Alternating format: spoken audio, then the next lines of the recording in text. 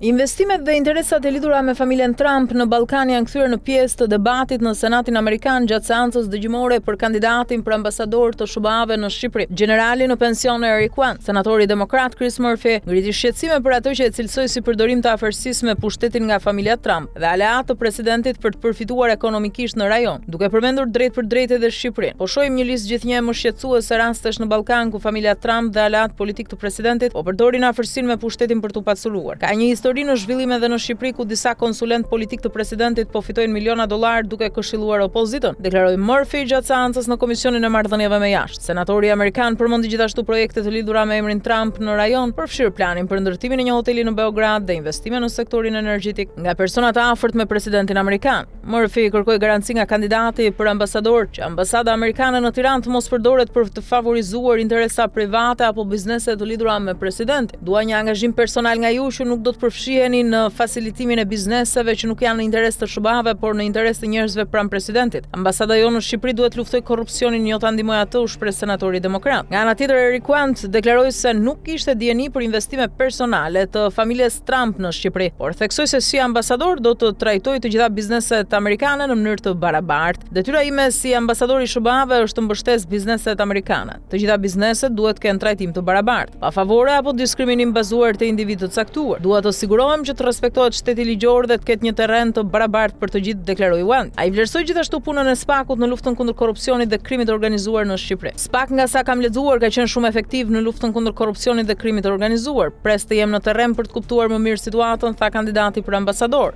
Deklaratat në Senat vinë në një moment kur marrëdhëniet politike dhe lobimet ndërkombëtare të opozitës shqiptare në SBA kanë qenë pjesë e debatit publik në Tiranë.